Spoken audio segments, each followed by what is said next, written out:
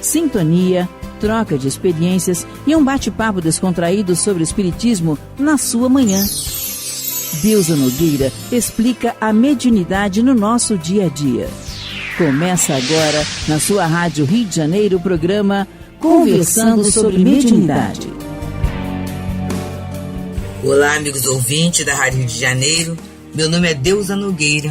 Estamos nós conversando sobre a mediunidade. E vamos dar continuidade ao capítulo 9 da obra No Invisível, de Leon Denis, em que ele está falando sobre as condições de experimentação. Então, nós no programa passado vimos sobre a incorporação. A gente vai ler o trechinho, né? Porque ele falou sobre as 4 classes dos fatos espíritas. Ele falou primeiro a tipologia e o fenômeno das mesas, segundo a escrita automática, terceiro a incorporação. E ele falou assim: nos fenômenos dessa ordem, o inconsciente do médium pode desempenhar um certo papel. Existe em cada um de nós aquisições mentais, atitudes, lembranças, todo um acúmulo de riquezas intelectuais, fruto de nossas existências anteriores, que estão sepultadas nas profundezas da consciência e permanecem desconhecidas de nós durante o estado de vigília. Isto é o que constitui o inconsciente, ou melhor, o subconsciente. Foi a parte que nós paramos no programa passado e vamos continuar. Nos casos de desprendimento sonambúlico e de exteriorização, essas potências despertam, vibram e irradiam em torno do corpo fluídico do médium. A psique descobre seus recursos ocultos e entra em ação. Então, amigos, são as grandes descobertas do sonambulismo que, na verdade, no nosso próprio sono, no sono comum, nos sonhos, a gente pode descobrir isso, né? Determinadas potências nossas, determinados recursos ocultos. E no caso do médium de incorporação, que se desprende, que se exterioriza, ele percebe a existência dessas potências. Mas ele continua dizendo: mas é fácil reconhecer os numerosos casos em que personalidades ocultas tomam posse do organismo do médium e vêm se substituir ao seu próprio espírito em termos de ideias, certo? Essas personalidades se afirmam através dos traços característicos, uma voz, gestos que lhes são próprios, através dos detalhes psicológicos que não permitem confundi-lo com o inconsciente do médium. E aí nós vamos agora entrar no 4º fato espírita que Denis vem falando para a gente, que são as materializações, tá bom? As materializações. Vamos começar a trabalhar sobre esse grande fato espírita. E ele começa nos falando assim. E aí vamos ver, já que a gente está trabalhando um pouco com o Dicionário de Filosofia Espírita do nosso querido professor Lamartine Palhano Júnior, vamos ver o que ele fala de materialização. Ele fala assim: ato e efeito de materializar-se. O conhecido professor Hernani Guimarães Andrade, em seu livro A Matéria Psi, faz judiciosas ponderações a respeito desse verbete. O vocábulo materialização pode sugerir a ideia de transformação da substância espiritual em substância material. Isso não parece certo. Na ectoplasmia não ocorre nem materialização nem desmaterialização. O fenômeno em jogo tem as características da organização morfológica, quer dizer, o molde, né, de uma determinada substância material, o ectoplasma.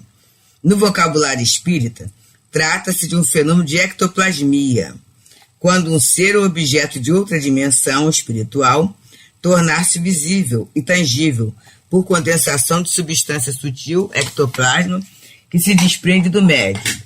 A formação ectoplásmica dos espíritos pode ser parcial, dedos, mãos, braços, rostos, ou total, corpo inteiro, com substância luminosa ou não. Sob o aspecto da tangibilidade, as formações ectoplásmicas podem ser do tipo rarefeito, de pouca densidade, mais denso e opaco, com bastante nitidez, e denso, com solidez e tangibilidade total. Então, aqui a colocação do nosso professor Lamartine. Vamos ver aqui Leon Denis, que ele vai dizendo. Esses fenômenos, quer dizer, as materializações, se produzem na obscuridade, necessitam de um rigoroso controle. Nesse objetivo, pode-se fazer uso tanto de balanças munidas de aparelhos registradores que permitem constatar a perda de peso do médium, como nas experiências de Armstrong e Reimers,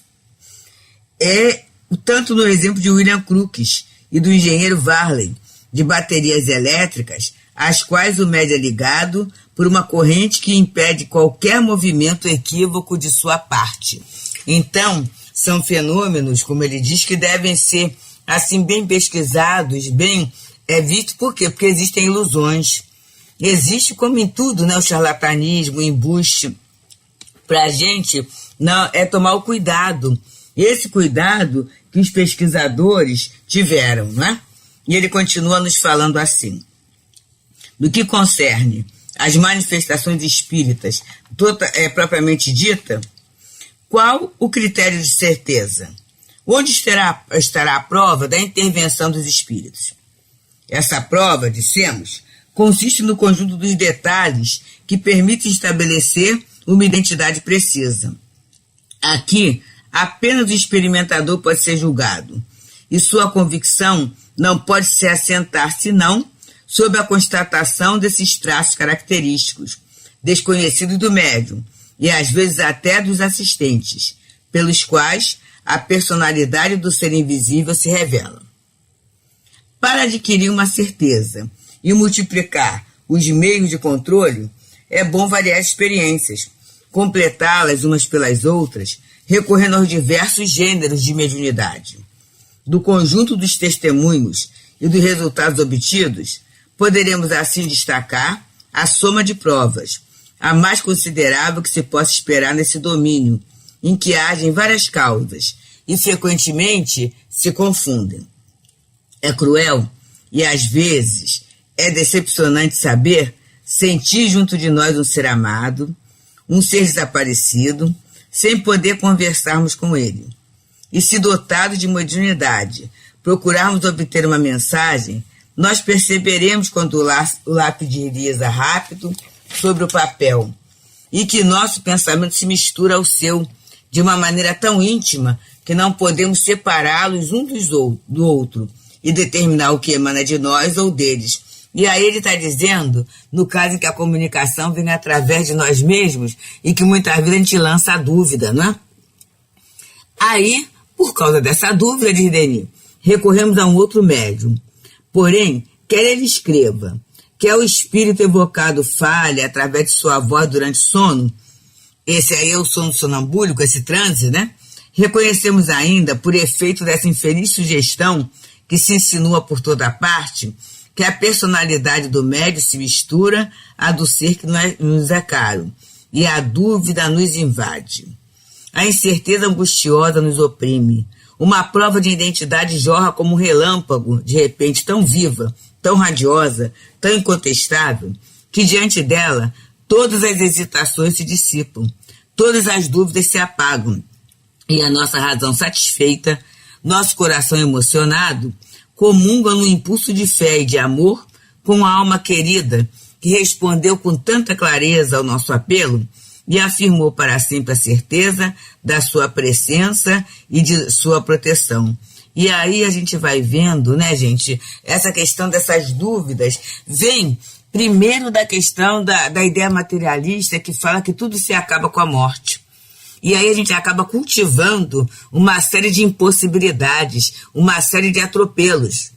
Mas é que às vezes tem um detalhe, tem uma prova que é tão patente, a gente vê, porque temos os filmes e temos muito documentário através das cartas de Chico Xavier, das cartas consoladoras, em que a gente observa que são ditos detalhes que muitas vezes quem está ali, o familiar, não sabe.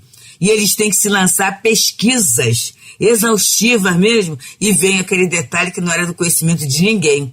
Então essa ideia que é do subconsciente, é da cabeça do médium, tudo isso jorra, acaba como um relâmpago, né? Porque é uma prova da identidade. E aí há essa comunhão com a alma querida que está ali, pronta, clara, com muita vontade de se comunicar. E eu fico pensando, amigos, como nós muitas vezes poderíamos estar no lugar dessas almas, né? Se eu quisesse me comunicar com alguém e aí, de repente, aquele alguém que eu quero falar colocasse tanto empecilho, como é que eu me sentiria?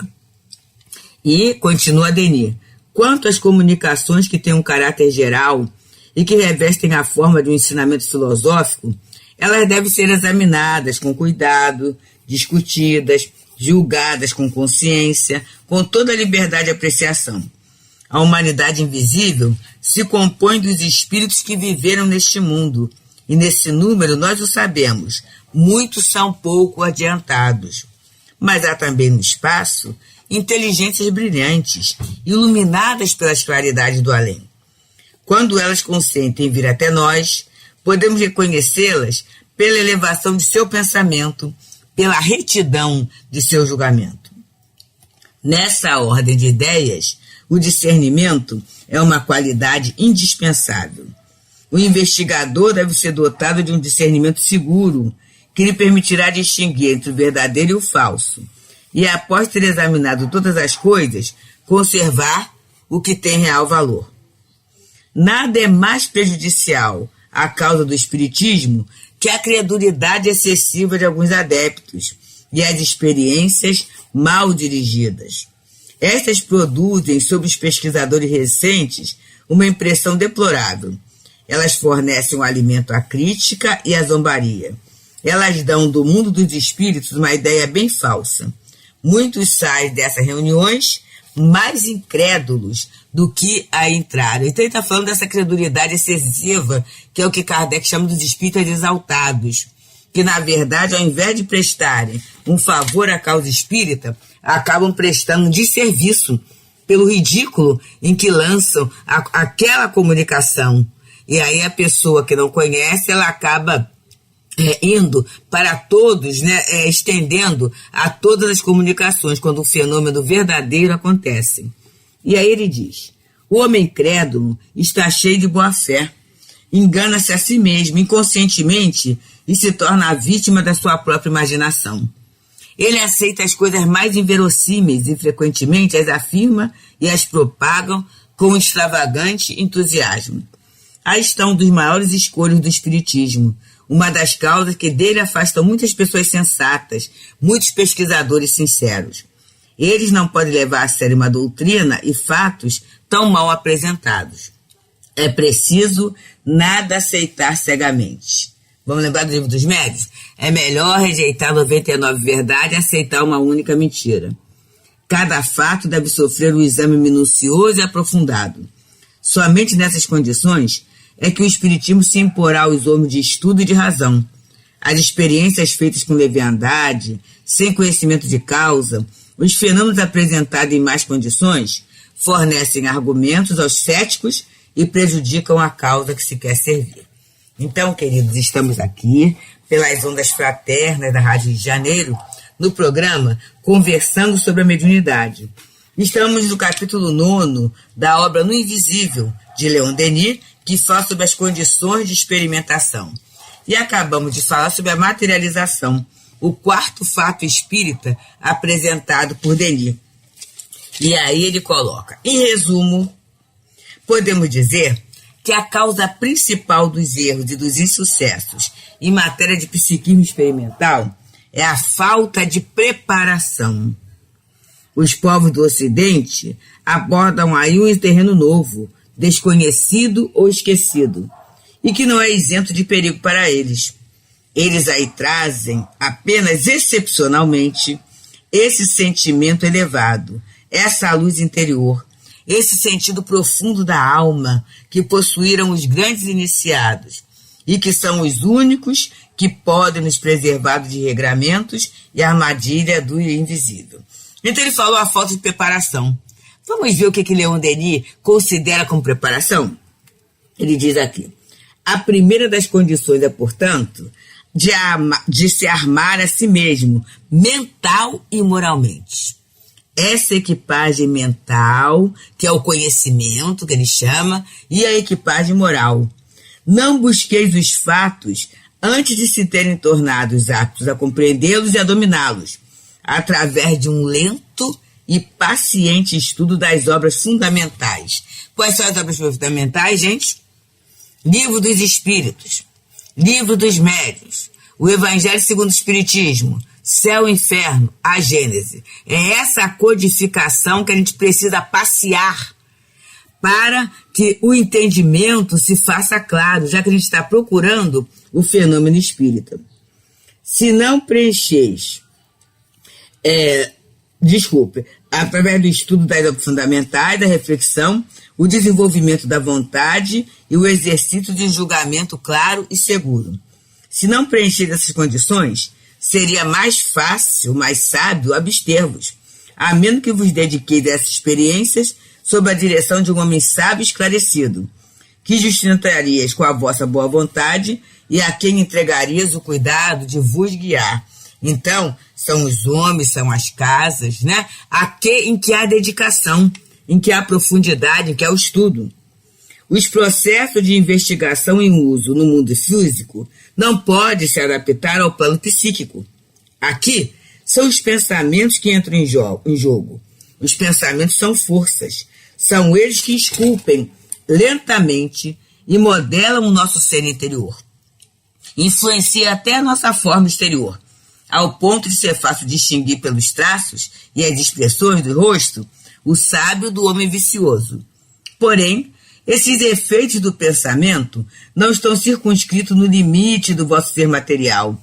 Eles se estendem em torno de nós e formam uma atmosfera que serve de ela entre nós e os seres de pensamentos similares. Novamente, a questão do magnetismo sendo aí abordado. E ele continua.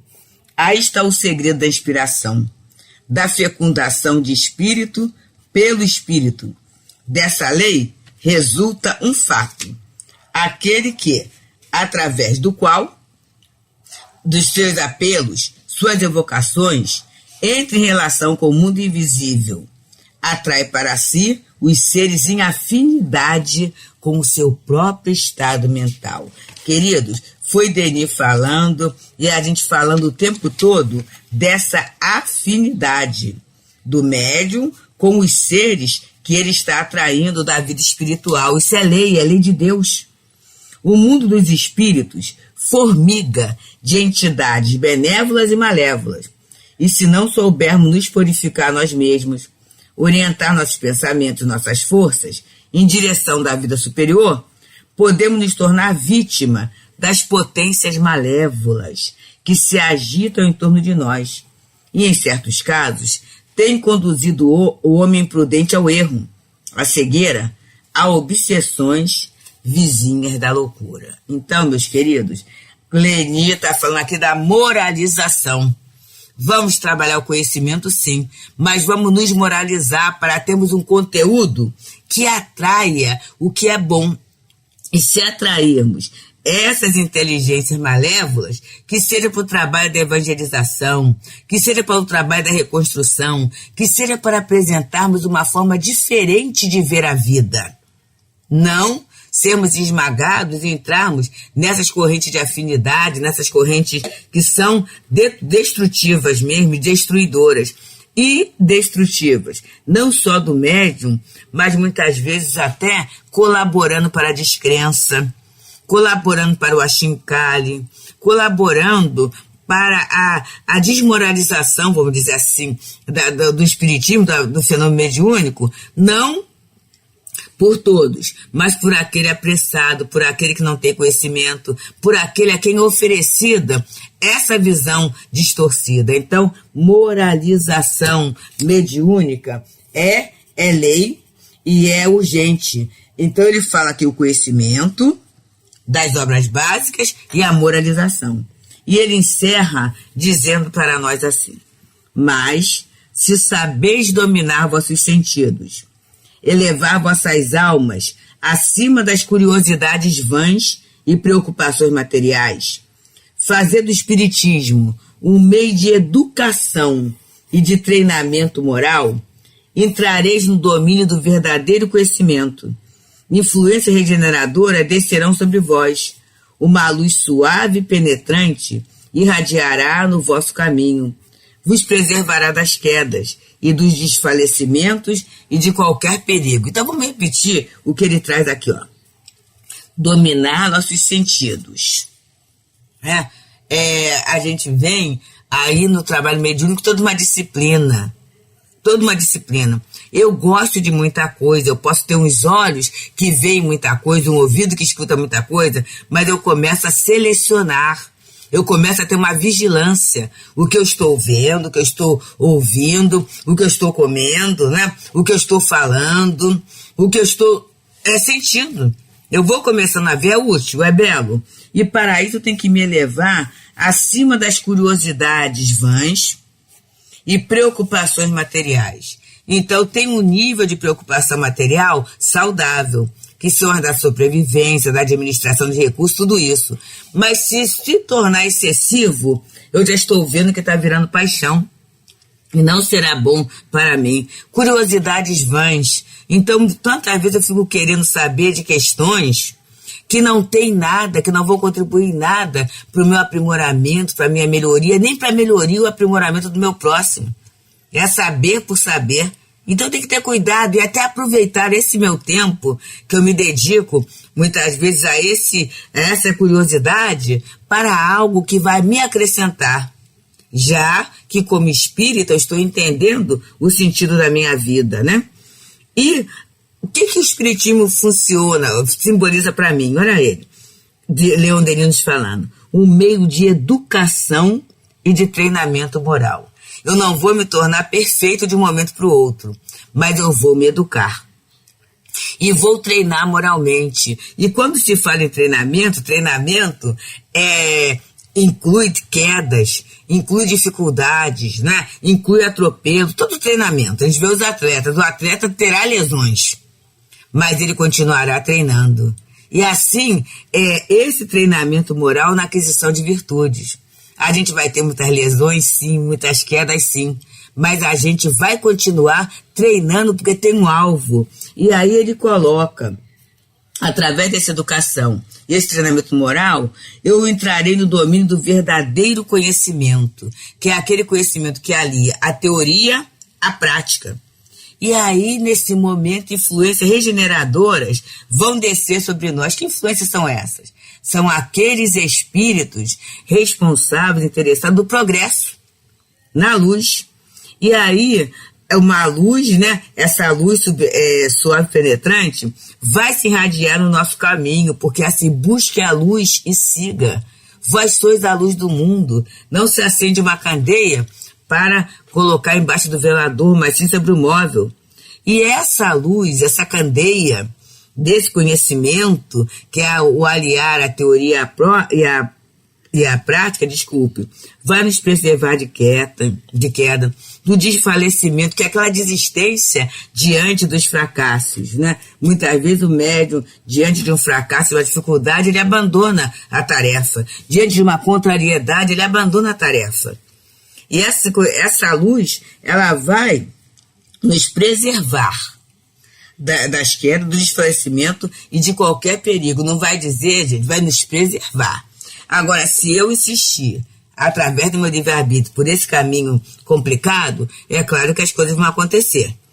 Então, meus amigos, que a gente possa, né, nesse final aqui desse capítulo 9, que nos trouxe tanta informação sobre a condição de experimentação, que a gente viu, a condição de se lidar com o fenômeno mediúnico, seja o pessoal, seja do grupo, possa ter servido, e com certeza o sentimento de Denis, para estarmos alertas, para valorizarmos aquilo que temos de bom na casa espírita, valorizarmos as casas espíritas, os grupos mediúnicos bem orientados pela doutrina espírita, pela codificação, pelo Evangelho de Jesus, e valorizarmos também a presença desses amigos espirituais incansáveis, pelo nosso sucesso, pelo nosso aprimoramento moral, que na verdade, à medida que eu me relaciono bem com esse fenômeno mediúnico, com certeza, gente, Com certeza. O perfume da caridade, da esperança, da fé vai sendo intensificado na vida de cada um de nós. Que possamos pensar, que possamos refletir, que possamos valorizar e que possamos agradecer a Deus por essa oportunidade através do trabalho da educação e do treinamento moral que Denis nos sugere. Muita paz. Deusa Nogueira explica a mediunidade no nosso dia a dia. Programa Conversando sobre Mediunidade.